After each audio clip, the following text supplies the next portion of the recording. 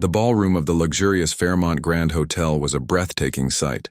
Crystal chandeliers sparkled overhead, casting a warm glow on the elegantly dressed guests, whose quiet conversations added to the air of sophistication.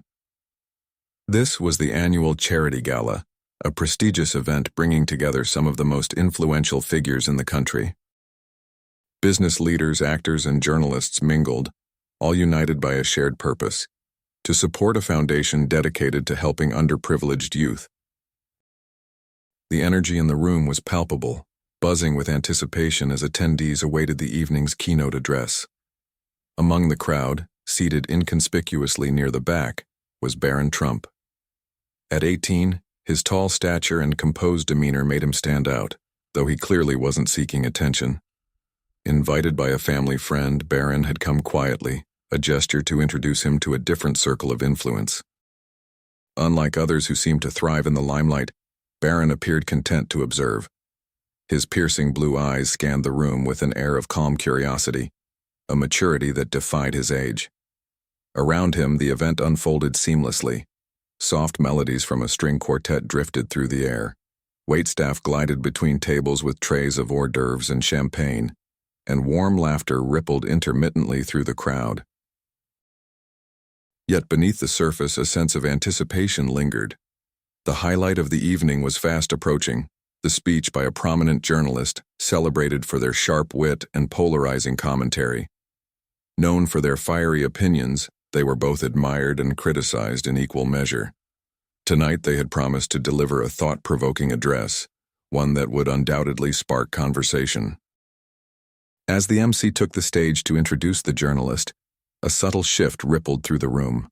Conversations hushed, glasses were placed on tables, and all attention turned to the podium. Even Barron leaned back slightly, his face calm and unreadable, as the spotlight illuminated the stage and the journalist stepped forward. What followed would transform the evening in ways no one could have anticipated.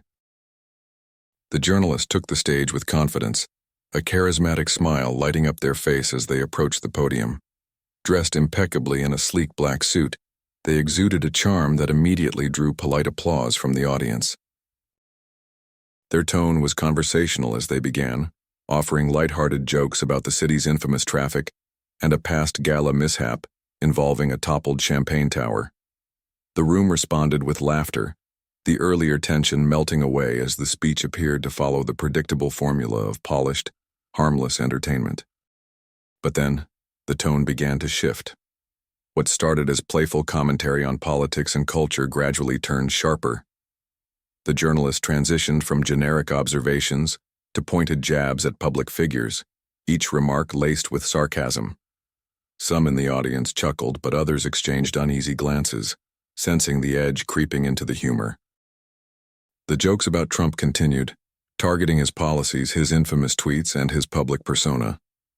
While some in the crowd laughed openly, others grew visibly uncomfortable, their smiles tight and forced. Barron Trump, sitting quietly at his table, remained motionless. His expression was unreadable, his gaze steady as the spotlight inched closer to him. Then the journalist crossed a line no one expected. "And of course," they said, pausing for dramatic effect, "we can't forget his most overlooked legacy, the next generation. I mean, let's talk about Barron."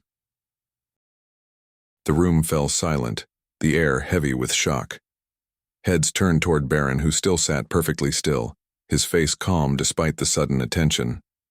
The journalist's tone remained playful, but their words carried a sharp sting. "Imagine growing up in a golden tower surrounded by marble everything, while your dad's out here tweeting about Kavfife. That must have been character building." The attempt at humor landed awkwardly. A few nervous chuckles rippled through the room, but most sat in stunned silence.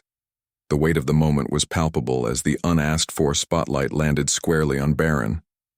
And yet, he did not flinch.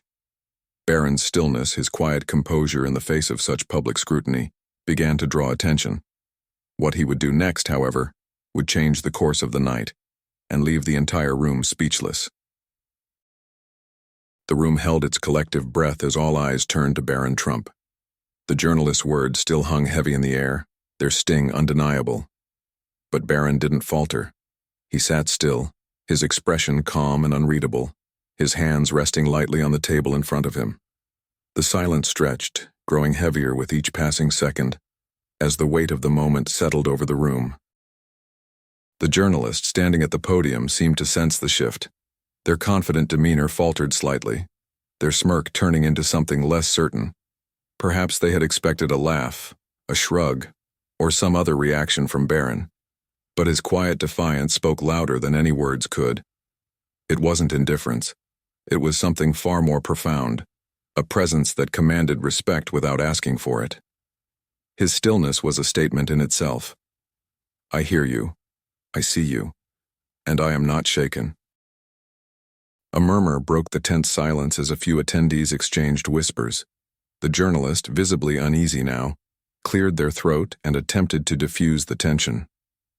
Tough crowd, they muttered into the microphone, forcing a laugh that was met with dead silence. Then Barron moved. Slowly and deliberately he pushed back his chair, the sound of its legs scraping softly against the floor echoing in the quiet room. Rising to his full height, he stood tall and composed, his gaze sweeping the room before settling firmly on the journalist. At just over 6 feet, Barron's presence was commanding, but it was his poise that truly captured the crowd. He took a step away from his table, his movements measured and deliberate, and began walking toward the stage. The audience watched in stunned silence, their eyes wide with a mix of anticipation and disbelief. When Barron spoke, his voice was steady and calm, cutting through the silence like a knife. "Thank you for your insight," he began, his tone deliberate and measured. The choice of words caught everyone off guard. There was no anger, no indignation, only a quiet strength that seemed far beyond his years. "I've grown up watching people make assumptions about me, my family, and my life," Barron continued, his eyes still fixed on the journalist. "It's almost become a game to some, a way to fill in the gaps when you don't know the full story. And I get it. We're public figures, it comes with the territory." The audience was spellbound. Even those who had laughed at the journalist's earlier remarks now sat motionless, captivated by the clarity and maturity in Barron's words. His calmness wasn't weakness, it was power, wielded with precision and purpose. Barron took a small step closer to the stage, his composure unwavering. His voice, steady yet full of quiet conviction, filled the room. "But there's something important that often gets overlooked," he continued, his tone intensifying just slightly. "Behind every headline, every punchline, there's a human being. Someone with their own struggles, their own dreams, and their own story. You may think you know me because of who my father is, but you don't. Not really." The journalist, gripping the edges of the podium, looked visibly uncomfortable now. Barron's words weren't harsh or accusatory. They were reflective, like a mirror held up to the moment. He wasn't lashing out. He was showing the weight of what had just transpired. "What I've learned," Barron said, pausing briefly, "is that respect doesn't have to be earned. It should be given freely, especially when you don't know someone's story." A ripple of murmurs ran through the crowd, some nodding silently in agreement, others too stunned to react. Barron turned slightly, his gaze shifting from the journalist to the audience. "We live in a time when it's so easy to tear each other down," he said. "Words have power. They can hurt, or they can heal. They can divide, or they can unite. And I think we could all use a little more of the latter." His voice carried a calm strength that transcended his age, and for a moment the room seemed frozen in time. No one moved, no one spoke. Everyone was fully engrossed in the lesson unfolding before them. Turning back to the journalist, Barron finished with a quiet but powerful statement. "I hope this gives you something to think about." His words hung in the air, not as a challenge but as an invitation to reflect. Then, without another word, he stepped back and walked calmly to his seat, the clicks of his shoes against the polished floor the only sound in the silent room. For a brief moment there was stillness. Then, the applause began. It started tentatively, a single pair of hands near the front, but quickly grew, spreading like wildfire until the entire ballroom was on its feet. The thunderous standing ovation filled the room, a mix of admiration, redemption, and awe. The journalist, still standing at the podium, tried to muster a smile, but their earlier confidence had completely dissolved. The moment no longer belonged to them. It belonged to Barron. By the next morning, videos of the event flooded social media, with captions praising Barron's composure and class. Comments ranged from admiration to debates about the journalist's remarks, sparking conversations across the internet and in the media. For Barron, however, the frenzy seemed irrelevant. He returned to his daily life with the same quiet dignity that had defined his response at the gala. While the world debated the lessons of that night, Barron had moved on. But his words lingered. They became a rallying point for conversations about respect, empathy, and the power of words. Parents used his speech to teach their children about integrity, and educators shared his example in classrooms as a lesson in conflict resolution. In the end, Barron's actions did more than defend his own dignity. They inspired a collective reflection, bridging divides and reminding everyone that even in moments of tension, choosing kindness and respect can transform a situation and leave a lasting impact.